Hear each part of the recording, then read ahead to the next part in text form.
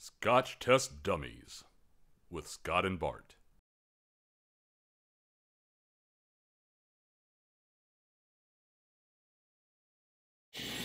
Hey, it's Scotch Test Dummies. I'm Scott. Bart here is looking at myself on the monitor. Macallan, edition number 6. Could be the last one. Could be. Come on, you know they'll do more, but we're going to test it dummy style. Macallan, edition number 6 style.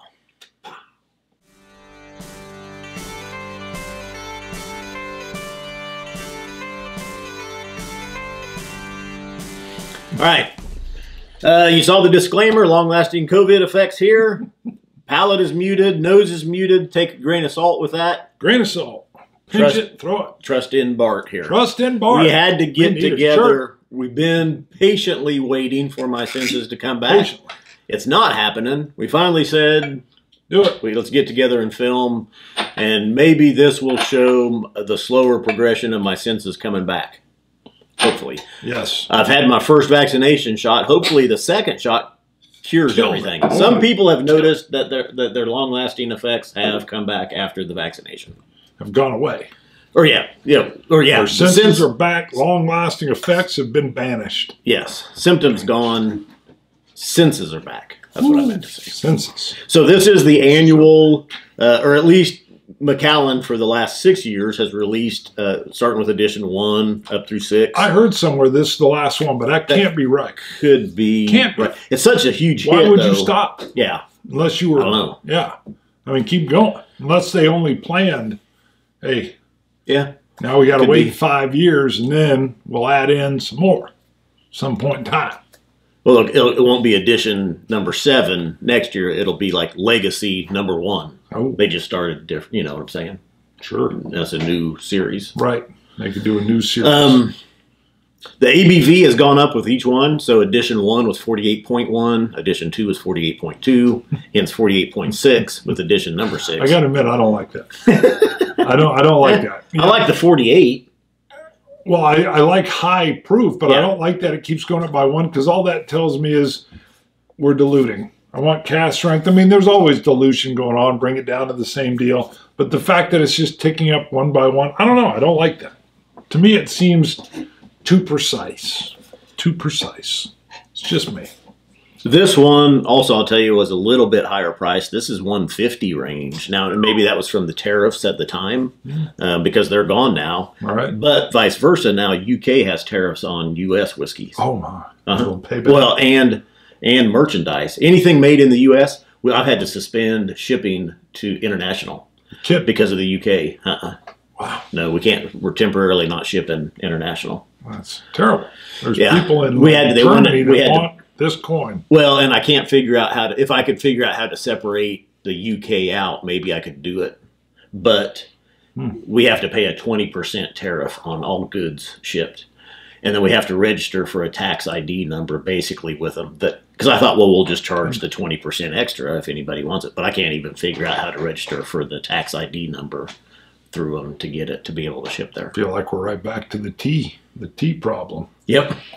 Happened way back You know what happened then? Yeah, the tea. Tea ended up in the ocean. But if somebody was dumping whiskey in the ocean, I'd be into swimming. I'd be swimming.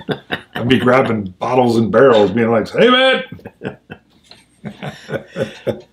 Bottles and barrels. I think it was all barrels probably back then. Yeah. You imagine, though, I'd be like, Jimmy, just throw that one barrel over here. Don't worry about it. We're going to float it around the side. Are you not a true patriot? Just float it around the side. Sorry. Tariffs. Yeah. All right, what do you got? Anything? Ooh. Keep in mind, my senses are muted. Yeah, that one jumps out of there, actually. Oh, my God, yeah. I was like, ooh. I went in too deep, and it like, pushed me back. Wow, hold on. What is that? I can tell it's whiskey in the glass, and that's about it. Huh. I got a little sweetness right there. Yeah. Oh, sweet. Something. And it's, again, this is like a spice box of these kitchen spices coming out of here. It's got to be ginger, cumin, Wow. And then I'm getting a little bit of that. It's not the first thing. A little bit deeper down is that honey vanilla. And then a little bit of funk. There's like a little bit of funk in there too. You get funk? No. Dang it. I do find your open mouth breathing technique helps. In these times, the open mouth breathing technique helps. Always good. You're bringing that through. Well, you know, most of your taste is through your olfactory senses anyway. So if I try to breathe just through my nose, I'll get nothing. Wow. So once I open my mouth though and let the taste buds, because my taste buds have returned more than my smell buds have. Got it. The smell buds. The smell buds are still deadened. But still, I'm just, there's a sweetness here, but I'm not getting any of those spices, any of the sherry spices, notes. It's like a spice box and a funk. Yeah, the sherry is like a cherry flavor kind of rolling through there. Through there? I said through there. Mm-mm. Mm-mm.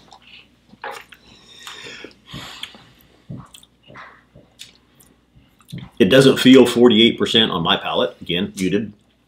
I get whiskey notes, and that's about it.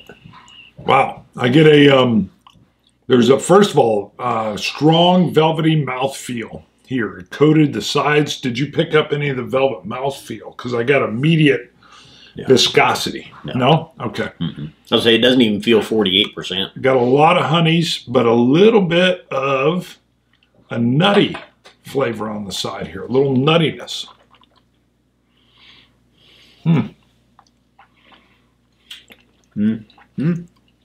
Okay. The oak popping through. Mild notes. I can tell this is a wine influenced. I'm getting some of that influence of those sherry notes. Very muted. Right. You've got our sherry skill. If we combined our activities, your skills are the sherry, and I feel like I'm always weaker on picking up the sherry notes because I get little hints of like a brandy raisin, is what I want to say. My wife made this little Puerto Rican dish. I can't remember what it's called, but it had these raisins that are left in brandy overnight, and it kind of gives me that flavor a little bit. Do you get any buttered toffee? I don't know about toffee. I definitely get a buttery creaminess kind of on the finish. Yeah, the buttery, creamy finish in the background. And this is where I get so disappointed because this should be really stinking good. And this would be in your area. Oh, it is in my area. I know. It's all up it's all up in your area. And this one's been out for several months now. We've been sitting on it. Now that we're up and going again, this one we had to get done. But yeah, the sherry notes in here. I feel like, well, I know my palate for sherry's not as refined as yours normally. I stand by everything I've described in it so far, but I don't ever feel like I get as many nuances as you do with sherry. So there's a little bit of the funk in there. I get a little, man. Yeah, I don't know. It's still a touch of that raisin. It's weird to combine it with brandy, but it's must be that alcohol kick with a raisin taste I'm getting. So, score. You want me to score? Is that what you're? Because see, I'm saying this is still like an 88 for me. Oh, I can tell. I guess I'm probably like a 94 on this. Sure, I'm just telling you for me. I know. Look at that. I can't score it. You were angry. And mocked my score. Now, but to me, it's good. What'd you say? An 88? 88, yeah. But see, I score lower than you. You do. I do. Yeah. I mean, this is good, but to me, it's not. It doesn't take. I think I got their number 4 over there as one of my favorites. Yeah, it was a lot darker. Yeah. For these edition richer. series. I don't know. This one feels a little lighter to me. So, but again, I'm just telling you, 88 is not bad for me. I barely get above 92s usually. 2 is probably one of my favorites. 5, I really liked 5. It was a lot lighter, a lot sweeter. Nice sherry notes with it. A lot of people didn't like 5 at all. I really did. I really look forward to the senses coming back so I can dive into this one more. I think the spices that mix around in this one throw me a little bit. I get a lot of little like like I said, kitchen spices that are moving around. Now, Clove and stuff. I don't know. Macallan is getting a lot of heat right now just because they've become the premier. They've marketed and branded their whiskeys as premier whiskeys, and they charge sometimes pretty hefty prices for them compared to other whiskeys. But I'm still on board with Macallan because it's still good whiskey. Well, I love the Macallan 12. Yeah, that's still one of my favorites. Oh, it is. It's good. I was finishing off some heels, and I had a Macallan 12, and I hadn't had it in probably 2 years. I poured it, and I was like, wow, that is tasty. Yeah, I know. So it's very good. I love the Macallan 12. Yeah. I love that you are collecting these because I don't think I would chase these. So, I mean, I know it's part of the show. You're really good at finding these. I think they really line up with your palate more than mine. But for me, I really like the 4, and I went and got my own 4. But that's the only one out of the series I've gotten for myself so far. 1 and 4 were the darkest, the kind of the most, what seemed like, Oloroso, dark, sherry influenced. 3 was probably the lightest sherried influenced, and there was more ex-bourbon cask in it. Still, it was really good too. But yeah, I'm really anxious for my buds to come back to see your buds. It's like you lost your group of friends to come back. No, call it your buds. I like that. I'm ready for my buds to come back. You bet. You want to try a little bit of this? I'll just try a little. Try a little bit of that. Take a little sipper. Let's see if I get any difference here. Let's see if I smell anything. So this one, when you brought yours over and we tried it, I was like, I got to go get that. And you're like, it's on the shelf. And I know they've become a lot more sought after. There's not, on my palate, there's not, I can't tell the difference. I mean, that one's maybe a shade richer.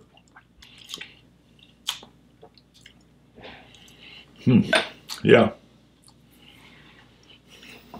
That's interesting.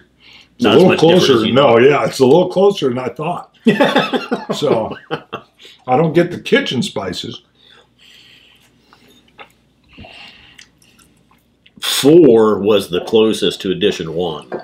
Okay. Of the series so far. Well, I don't know where 6 is coming in just because of my palate. See, I get like coffee notes in here. Yeah, it was darker. Yeah, I get these rich chocolate, milk chocolate, maybe even dark chocolate and coffee notes. Took a while. It's in the finish. You want another sip? No. Moving through. Yeah, it just hits me on a richer consistency of that, I mean, coffee note and milk chocolate, which I dig. Wow. It's more like semi-sweet chocolate. So it's not as quite on the sweet side. Go to ScotchTestDummies.com. You can get our new Say Goodbye to 2020 coins. Non-serial numbered. 2020 Survivor coins, we call them. That's right. We're almost down supply of them. Yeah, I think we're down under 100. Oh, so yeah. If you want some, grab them now. When these are gone, we're not going to do that type again. I personally would like to do one where the lone soldier on the back is maybe digitized out so you can still tell what it is, but maybe it's a little more office. We may do a variant of this one, but I think we ordered 500 of these. Woo! So there's only 500 of them. I know they were flying out there for a while. Yeah. Well, we haven't been doing shows to show them off. That is true. That is true. I wish I could score this. I know it would be higher than yours. Yeah, you can tell by the mockery with the and I was like, come on. Then you're like, oh, okay. All right. So, all right. Scotch It. You Scotch Gods. Cilantro. Dummies.